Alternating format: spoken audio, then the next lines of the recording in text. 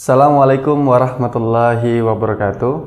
Waalaikumsalam warahmatullahi wabarakatuh. Alhamdulillahirabbil alamin. Wassalatu wassalamu ala asrofil anbiya wal mursalin sayyidina Muhammadin wa alihi washabihi ajmain. Amma ba'du.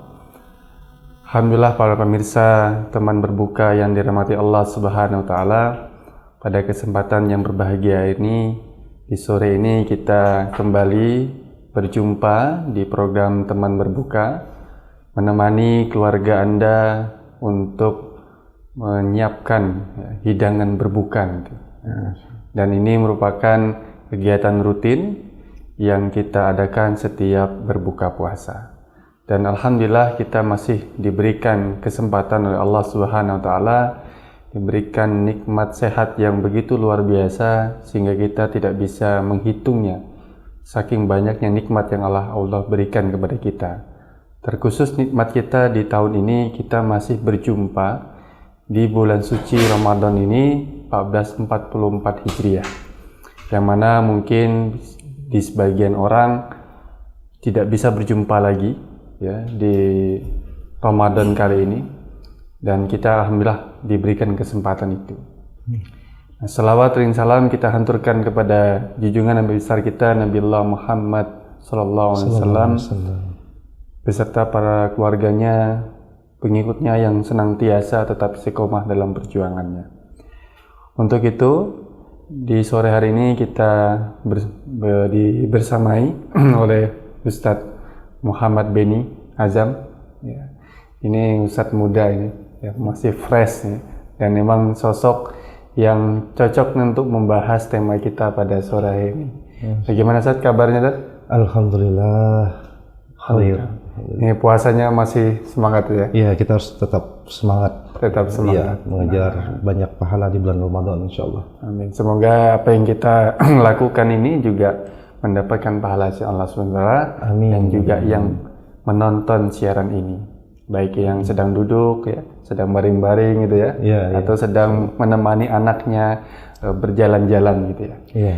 Baik, kita akan mengangkat satu buah tema yang ini subhanallah, ini tema yang tidak akan bisa sedikit sebenarnya waktunya.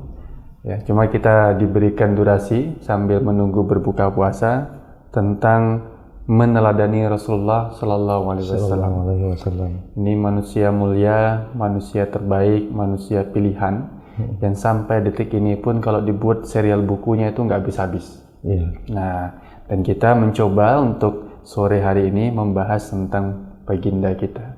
Nah, saya ingin membahas ini bersama Ustadz terkait dengan satu sudut pandang tertentu, ya, karena kita mengenal kelahirannya, gitu ya. Nah, mungkin itu udah banyak di buku-buku syirah yang lain, tapi kita ingin membahas bagaimana sih kita bisa meneladani ya baginda kita Rasulullah Muhammad SAW. Nah, silakan Ustadz, bagaimana sosok beliau ini ya sebagai umat terbaik lah yang Allah titipkan kepada kita dan menjadi risalah kita. Ya, baik, terima kasih. Assalamualaikum warahmatullahi wabarakatuh. Waalaikumsalam warahmatullahi wabarakatuh. Innal hamdalillah nahmaduhu wa nasta'inuhu wa nastaghfiruh wa na'udzu billahi min syururi anfusina wa sayyiati a'malina may yahdihillahu fala mudilla lahu wa may yudlil fala hadiyalah. Asyhadu an la ilaha illallah wahdahu la syarikalah wa asyhadu anna Muhammadan abduhu wa rasuluh la nabiyya ba'da. Allahumma sholli wa sallim ala sayyidina Muhammad wa ala alihi wa sahbihi ajmain, amma ba'du. Alhamdulillah, terima kasih kepada Ustadz Aditya yang telah memberikan kesempatan kepada kami. Segala puji hanya milik Allah Subhanahu wa taala yang telah melimpahkan rahmat dan karunia-Nya kepada kita semua. Alhamdulillah, pada kesempatan sore hari yang berbahagia ini kita masih diberikan banyak nikmat oleh Allah Subhanahu wa taala, baik itu nikmat kesempatan, nikmat kesehatan, terlebih lagi nikmat yang terbesar yang kita miliki bagi seorang muslim, yaitu nikmat iman dan Islam. Tanpa dua nikmat itu tentunya nikmat-nikmat lain itu tidak ada artinya di hadapan Allah Subhanahu wa taala, terutama ketika nanti di yaumil akhir kita dikumpulkan. Nah, salawat berserta salam semoga senantiasa tercurah limpahkan kepada junjungan kita baginda Rasulullah Muhammad SAW beserta seluruh keluarganya, sahabatnya, serta kepada seluruh pengikutnya hingga yaumil qiyamah. Amin ya rabbal alamin. Baik, kalau ini sebuah tema yang cukup berat sebenarnya untuk lisan-lisan kita membahas tentang bagaimana meneladani baginda Rasulullah Muhammad SAW. Karena sebagaimana yang tadi Ustaz Adi sampaikan, bahwasanya memang beliau Nabi SAW ini adalah sosok yang luar biasa, sosok yang kita bisa sebut tiada bandingannya. Nah, paling tidak dari sosok baginda Nabi kita bisa melihat ya, yang pertama mungkin beliau adalah sosok yang paling berjasa di sepanjang sejarah manusia. Itu yang pertama. Kemudian yang kedua, beliau ini adalah sebuah sosok tokoh perubahan juga yang sangat sukses.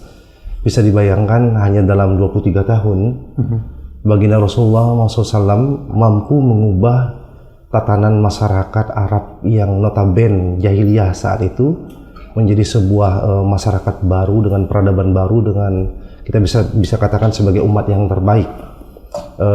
Padahal di masa itu sudah berdiri peradaban yang jauh lebih besar di masanya, yaitu peradaban Persia dan Romawi. Nah, ada alasan yang kuat mengapa Allah Subhanahu wa Ta'ala mengutus Nabi Muhammad SAW. Di antaranya adalah bahwasanya Allah ingin memberikan keteladanan bagi kita semua, keteladanan yang paripurna untuk semua kehidupan kita. Nah, karena memang kalau kita melihat bahwasanya beliau adalah sosok insan yang memang memiliki kepribadian yang luar biasa. Artinya memang seluruh apa yang ada pada diri beliau itu adalah semuanya adalah kebaikan. Nah, kebaikan untuk seluruh umat manusia, kebaikan untuk seluruh kehidupan. Maka sudah sepatutnya dan sudah menjadi sebuah keharusan bagi kita sebagai seorang muslim itu untuk menjadikan beliau itu adalah model perilaku, kemudian juga suri tauladan, uswah bagi setiap aspek kehidupan kita, baik dari sisi kita bicara tentang akhlak beliau, ya kan, kemudian ibadahnya, kemudian juga kesabaran, kesungguhan, kedisiplinan, pengorbanan, perjuangan, termasuk juga bagaimana dalam masalah kepemimpinan. Nah, ini artinya memang seluruh seluk-beluk kehidupan yang ada pada diri beliau itu adalah harus kita contoh semuanya, harus kita jadikan role model untuk kita ikuti keteladanan apa yang ada pada diri beliau. Ya. Nah, ini luar biasa nih, mengikuti keteladanan baginda Nabi Muhammad SAW itu begitu luar biasa gitu. Iya. Untuk saat ini bahwa orang ingin berupaya seperti beliau, ya, beliau aja sehari aja bisa 100 kali istighfar. Iya. Ya, sosok beliau yang dijamin masuk surga, ya, itu luar biasa, ya. Dan kemudian tadi dikatakan 23 tahun Rasulullah mengemban dakwah, amanah dakwah, dan kemudian memiliki karakter kepemimpinan yang kuat. Iya. Nah, dan sebelum 23 tahun itu kan 40 tahunnya masa persiapan. Iya. Di 40 tahun awal itu masa persiapan yang luar biasa, dan kemudian 13 tahun dakwah di Mekah, ya, dengan segala kondisi yang ada, ya. Yeah. Nah, yang menariknya itu adalah ketika setelah Rasul itu dari Mekah ke Madinah. Yeah. Nah, ini yang orang membahas bahwa akhlaknya Nabi, kepribadian Nabi itu di 13 tahun pertama di Mekah. Yeah. Nah, itu keteladanan yang melahirkan para sahabat yang begitu luar biasa. Nah, kemudian ketika beliau hijrah ke Madinah ini yang mungkin perlu dikisahkan ini. Iya, iya. Jadi memang sebelum Rasul Sallallahu Alaihi Wasallam diutus menjadi seorang nabi, kita tahu bahwasanya kondisi masyarakat Arab jahiliyah saat itu tuh memang sedang sangat dipenuhi oleh kezoliman, penindasan, kebodohan. Misalnya kalau kita lihat dari sisi misalnya agama ya, dari sisi agama kita melihat bahwasanya masyarakat Arab jahiliyah itu menyembah berhala. Artinya memang dari sisi keyakinan itu terjadi kekufuran, ada khurafat, tahayul, misalnya kan syirik di dalamnya. Kemudian juga kalau kita lihat dari sisi aspek sosial, kita juga melihat bagaimana penindasan, ya kan, kezoliman, terutama misalnya terhadap kaum perempuan di sana. Bahkan terjadi pembunuhan terhadap anak-anak perempuan karena mereka tidak menginginkan anak-anak perempuan. Nah, mereka lebih menyukai bergembira ketika menyambut kelahiran anak laki-laki. Nah, misalnya juga dari sisi ekonomi, kalau kita lihat dari sisi ekonomi, terjadi praktek muamalah tipu menipu, ya kan, riba merajalela. Kemudian juga dari sisi pemerintahan, politik pemerintahan, pemerintahan itu hanya dikuasai oleh orang-orang borjuis, ya kan. Orang-orang borjuis yang memang saat itu memang terjadi penindasan juga oleh Imperium Romawi di tengah bangsa Arab. Nah, kehadiran Nabi Sallallahu Alaihi Wasallam dengan ajaran Islam yang beliau bawa, maka itu mengubah tatanan bangsa Arab yang sebelumnya memang jauh sekali gitu dari peradaban yang kita sebut peradaban yang beradab. Nah, itu adalah sebuah kesuksesan yang begitu luar biasa dengan hanya kurun waktu tadi 10 tahun, ya kan, terutama karena 13 tahunnya di Mekah Rasulullah melakukan aktivitas dakwah secara sembunyi-sembunyi, melakukan pembinaan para sahabat, ya kan. Lalu kemudian dari para sahabat yang terbina, maka Rasulullah mulai melakukan aktivitas dakwah secara terbuka di Mekah. Akan tetapi memang karena memang saat itu kekuasaan itu masih dipegang oleh orang-orang kafir Quraisy, maka Rasulullah juga tentu saja mengalami berbagai penolakan, berbagai hambatan, rintangan dari sisi aktivitas dakwah itu. Maka mulailah terjadi banyak kezoliman, penindasan, penyiksaan terhadap baginda Nabi, termasuk juga dengan para sahabat. Nah, baru kemudian setelah Rasulullah diperintahkan oleh Allah Subhanahu Wa Taala untuk hijrah dari Mekah ke Madinah. Nah, kurang lebih aktivitasnya sekitar 10 tahun, aktivitas dakwah di Madinah itu. Nah, disitulah kemudian Islam atau dakwah Islam itu mulai tersebar luas. Nah, di tengah-tengah bangsa Arab khususnya, dan kemudian menyebar di seluruh di luar Jazirah Arab dari yang dilakukan oleh para sahabat setelahnya. Nah, dalam kurun waktu 10 tahun itu baginda Nabi itu tidak hanya membangun dari sisi fokus kepada istilahnya akhlak atau ibadah saja, tetapi berusaha untuk membangun bagaimana sebuah peradaban baru dengan sistem politik dan pemerintahan yang memang berdasarkan wahyu yang Allah turunkan, yaitu ya sistem Islam, sistem pemerintahan Islam. Nah, itulah negara pertama, negara Islam atau Daulah Madinah dalam hal ini, dengan menerapkan secara totalitas apa-apa yang Allah perintahkan kepada baginda Nabi, dan itu diterapkan kepada seluruh masyarakat yang ada saat itu. Misalnya kita lihat dari sisi apa yang dilakukan oleh Nabi secara politik ketika baru sampai di Madinah. Nah, Rasul langsung mempersatukan orang-orang Ansor dan orang-orang Muhajirin, ya kan. Nah, dibuatlah Piagam Madinah. Nah, Piagam Madinah inilah kemudian yang menyatukan seluruh komponen masyarakat yang ada di Madinah, termasuk juga dalam rangka untuk istilahnya mengantisipasi orang-orang Yahudi yang memang sudah sebelumnya memang sudah sudah mendiami Madinah dan memang melakukan berbagai aktivitas agar pengaruh Nabi dan pengaruh Islam itu tidak sampai membesar di tengah-tengah masyarakat Madinah saat itu. Nah, dari situ kemudian lahirlah kemudian para sahabat, ya kan, Khulafaur Rasyidin, kemudian juga para khalifah setelahnya yang mengikuti jejak beliau dan akhirnya bisa melakukan aktivitas dakwah itu secara masif, sukses dengan sistem pemerintahan Islam yang kita sebut dengan khilafah Islamiyah. Hingga memang 2/3 dunia saat itu diliputi oleh kekuasaan Islam. Nah, Islam memang diterapkan secara totalitas di dalamnya, dan di saat itulah kemudian kita itu bukan hanya orang-orang Muslim yang mendapatkan rahmat dari penerapan ajaran Islam itu, tapi juga orang-orang non-Muslim. Nah, dalam hal ini adalah al-zimmah ataupun kafir zimmi, seperti itu.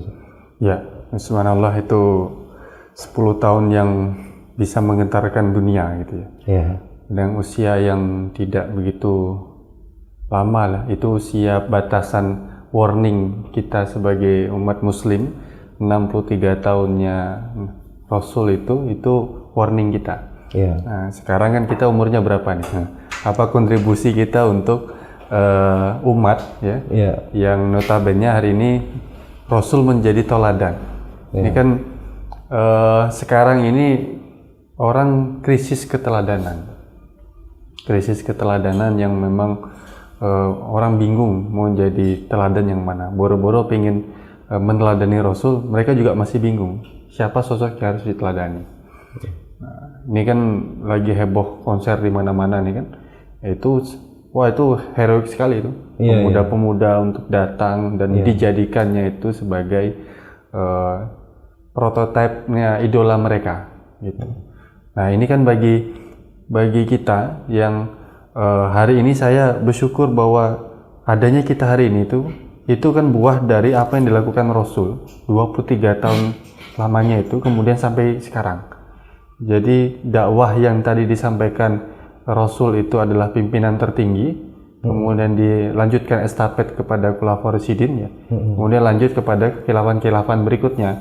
Itu kan akhirnya sampai ke kita. Iya, betul. Yang itu mungkin ibroh yang begitu luar biasa ya, apalagi di bulan Ramadan ini. Nah, ini saya pengen tahu nih, apakah memang ini salah satu bukti ya untuk meneladani Rasulullah itu dengan apa yang kemudian dilakukan pasca Rasulullah wafat. Iya, memang kita memang diperintahkan oleh Allah Subhanahu Wa Taala untuk mengikuti dan menjadikan Nabi sebagai suri tauladan atas seluruh aktivitas kita, sebagaimana yang Allah sampaikan di dalam Al-Quran surat Al-Ahzab ya.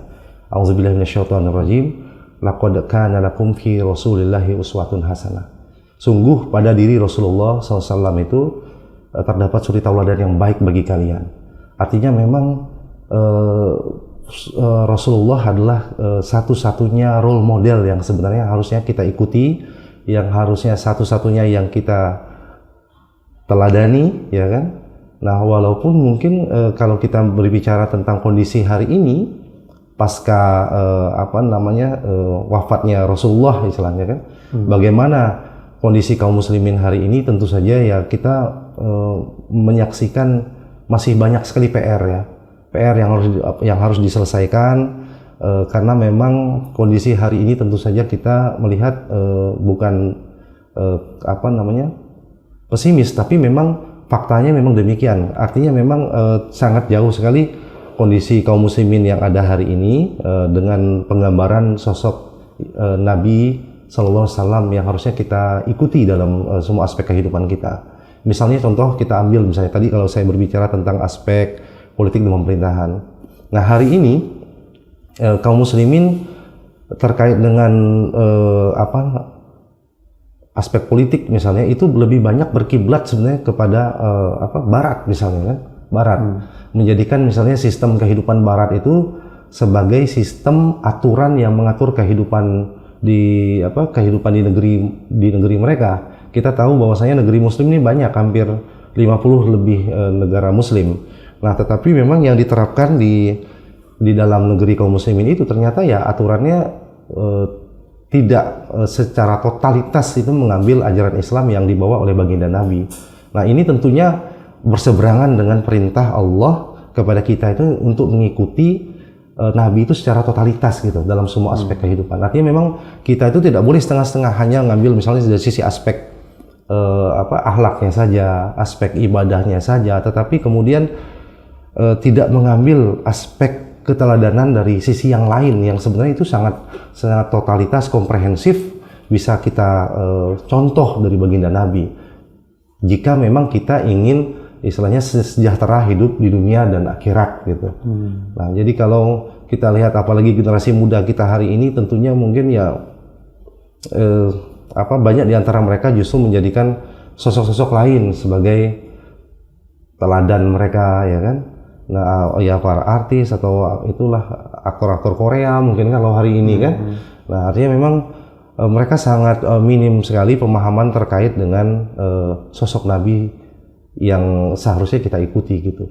Nah, itu yang mungkin jadi PR besar bagi kita semua, bagaimana memang aktivitas dakwah itu harus terus diserukan, disampaikan di tengah-tengah umat walaupun dalam kondisi yang seperti ini. Itu memang PR besar ya bagi para ustadz, para ulama, bagaimana mengembalikan umat itu agar mereka tuh bisa bangkit gitu dari keterpurukan yang ada.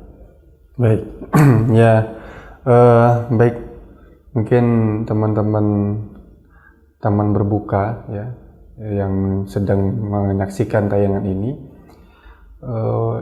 ingin menanyakan lah dalam hatinya ini bahwa kita memang tidak seideal apa yang disampaikan tadi, bahwa para sahabat itu hidup di zaman Nabi, kemudian dididik oleh Nabi sehingga mereka menjadi sosok yang luar biasa yang sampai saat ini pun sekelas Bilal itu masih diingat gitu. Ya, sekelas Umar bin Khattab, kemudian Utsman bin Affan, Ali bin Abi Thalib, dan itu luar biasa. Dan yang luar biasanya bahwa ketika Rasul itu menyampaikan Islam kepada sahabat itu, dan para sahabat itu menyampaikan lagi kan kepada sahabat yang lain sampai akhirnya mungkin ke tangan kita. Nah, ada nggak tips yang bisa di-share ke teman-teman teman berbuka ini dengan kondisi hari ini ya, agar kita bisa meneladani apalagi di bulan suci Ramadan ini ya, hati kecil seorang muslim tuh pasti akan merasa sangat cinta terhadap Nabi walaupun sedikit ya, tapi ketika sudah ditumbuhkan terus menerus kan itu semakin besar ya, karena kan jatuh cinta itu ya semakin dilihat semakin kita ini kan semakin ini ya, rasa jatuh cinta itu semakin besar. Nah, bagaimana caranya di bulan suci ini ya, pemirsa yang sedang melihat tayangan ini agar bisa juga meneladani Rasul dengan kondisi yang sekarang? Mungkin kalau dari sisi beliau misalnya terkait dengan pribadi beliau, terkait dengan akhlak, ibadah mungkin ya, walaupun mungkin katakanlah belum bisa mendekati apa yang beliau lakukan, tetapi mungkin banyak juga ya kaum muslimin, sebagian dari kaum muslimin itu mencoba untuk meraih keutamaan itu. Nah, memang ini karena memang sifatnya personal istilahnya ya, pendekatannya, dan memang bisa dikatakan ini juga ketika kita ingin mencontoh Nabi, akan tetapi memang tidak secara totalitas, maka tentunya memang hasil yang akan diraih pun itu bisa dikatakan ya hasilnya juga parsial juga. Itu hanya bagi orang-orang yang memang mencoba berusaha sekuat mungkin ya kan, bersungguh-sungguh untuk melakukan apa yang dilakukan oleh Nabi misalnya kan. Paling tidak itu mendekati lah. Tadi itu dari sisi aspek akhlak maupun ibadah. Nah, tetapi sebenarnya ada ketika memang kita mencoba untuk meraih yang lebih besar, bagaimana kita berbicara misalnya kaum muslimin seluruhnya ini bisa katakanlah terselamatkan ya kan. Nah, kalau kita tadi berbicara tentang generasi muda, maka tentunya memang harus ada upaya perubahan yang juga secara totalitas. Nah, tidak bisa hanya pendekatan dakwah personal saja gitu loh. Nah, artinya memang harus ada sebuah sistem institusi yang diwujudkan ketika memang kita berbicara perubahan secara menyeluruh di tengah masyarakat. Nah, karena memang masyarakatnya adalah sebuah entitas yang memiliki pemikiran, perasaan dan aturan ya kan yang mengikat mereka. Nah, kalau memang dakwahnya seruannya individu, maka hasil perubahannya juga tentunya memang sifatnya individu juga gitu loh. Kalau kita ingin merubah masyarakat, maka masyarakat yang sudah memiliki pemikiran, perasaan dan aturan tertentu itu memang harus diubah dengan cara mengubah pemikiran mereka, perasaan serta sistem aturan main yang ada, dan itu tidak mungkin bisa direalisasikan tanpa kehadiran institusi ataupun negara, dalam hal ini ya negara Islam, karena memang ini, negara Islam lah kemudian yang akan melakukan aktivitas dakwah itu secara masif, ya kan, menjadikan akidah Islam sebagai landasan dalam bermasyarakat, dalam hidup bernegara gitu. Nah, artinya ini yang harusnya juga difokuskan oleh para asatid kita, para ulama, ya kan, bagaimana caranya agar dakwah ini bisa diserukan secara masif, tetapi juga kita menginginkan Islam itu bisa diterapkan secara totalitas di dalam bingkai negara. Karena dengan hadirnya negara, maka insya Allah perubahan itu akan mudah dilakukan gitu. Nah, sebagaimana mungkin kita melihat hari ini kemaksiatan itu juga masif, karena memang ada tata kelola negara yang memang mendukung itu dengan sistem yang tidak Islami gitu loh. Sehingga memang akhirnya banyak orang juga tersesat, ya kan, melakukan kemaksiatan itu karena adanya sistem yang mendukung itu. Nah, maka satu-satunya jalan sebenarnya bagi kita adalah bagaimana agar sistem yang ada, sistem aturan hidup yang ada hari ini itu bisa kita ubah dengan melakukan aktivitas dakwah. Nah, tentunya di sini butuh kehadiran kutlah dakwah, ya kan, para asatid, para ulama untuk juga menjadikan ini sebagai agenda bersama, agenda utama, agenda besar. Bagaimana menyelamatkan agar seluruh umat Islam yang ada di seluruh dunia hari ini. Karena kalau seruannya hanya bisa katakanlah akhlak, ibadah saja, maka tentu saja yang baik ya akhlak secara personal, ibadahnya juga secara personal juga. Nah, tetapi tidak bisa menjangkau semuanya gitu loh. Nah, kalau dengan kekuatan tangan negara, kekuatan tangan pemerintah, insya Allah itu akan mudah untuk diwujudkan, insya Allah. Itulah yang dilakukan oleh baginda Nabi, kemudian juga diteruskan oleh Khulafaur Rasyidin dan khalifah setelahnya, kurang lebih selama 1300 tahun ketika sistem Islam itu diterapkan secara paripurna. Nah, jadi kita tidak akan mungkin menjumpai kehidupan seperti sekarang gitu loh. Ya. Nah, ini luar biasa ini. Jadi PR-nya bagi pemirsa dan kita itu berupaya untuk terus meneladani baginda Nabi, baik dari aspek individu maupun aspek bernegaranya. Dan kita juga berharap ya Ustaz, bahwa negara itu sendiri juga mencoba meneladani, ya, meneladani, karena tadi saya dengar akan lebih mudah ketika negara yang bertindak, betul. Sebagai satu institusi yang kemudian memaksa masyarakatnya untuk bertakwa kepada Allah. Jadi para sahabat itu kan langsung Rasul sendiri kan, sebagai kepala negara, sebagai kepala rumah tangga, dan suri teladan yang begitu luar biasa. Nah, ini bagi pemirsa semua, teman berbuka, ini sungguh luar biasa materi kita pada sore hari ini, dan kalau ini dibahas memang tidak ada pernah habis-habisnya. Karena memang keteladanan Nabi itu begitu luar biasa. Nah, cuma yang mungkin bisa testimoninya penutup untuk di kegiatan sore hari ini kepada audiens. Jadi kita harus mengikuti Nabi Muhammad itu secara totalitas, ya kan. Yang pertama adalah memang kita harus mencontoh pribadi beliau, itu satu. Kemudian yang kedua, tentu saja Nabi tidak hanya cukup memberikan contoh secara pribadi, tetapi Nabi juga membangun sebuah landasan yang kuat. Landasan akidah Islam menjadi basis dari membangun kehidupan bermasyarakat dan bernegara. Dan yang terakhir, bahwasanya Nabi itu menerapkan syariat Islam itu secara menyeluruh, secara paripurna. Nah, ketika diterapkan secara paripurna dalam semua aspek kehidupan, baik sisi aspek katakanlah ekonomi, kemudian sosial, hukum, politik, dan yang lainnya, maka insya Allah disitulah akan terpelihara seluruh kebutuhan ya kan, kehidupan manusia.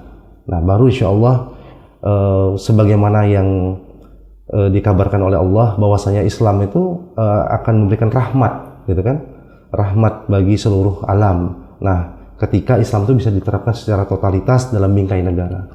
Jadi, Subhanallah. Baik, terima kasih kepada Ustadz Beni yang telah menyampaikan pemaparan tentang tema kita, meladani Rasulullah SAW, dan semoga kita semua bisa mewujudkan itu. amin. Terkhusus membuat syariat Islam ini yang kafah ini bisa diterapkan di seluruh aspek kehidupan.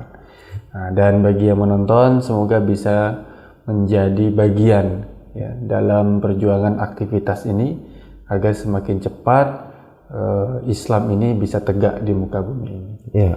Mungkin itu yang bisa hari ini kita sampaikan. Terima kasih sebelumnya untuk teman-teman audiens semua ya, yang berbahagia yang masih bersama kita di teman berbuka. Semoga puasa hari ini diterima oleh Allah Subhanahu wa taala. Amin ya rabbal alamin. Untuk itu saya selaku host mengucapkan mohon maaf jika ada kesalahan dan kehilafan, dan kepada Allah saya mohon ampun. Kita akhiri pertemuan ini dengan wassalamualaikum warahmatullahi wabarakatuh.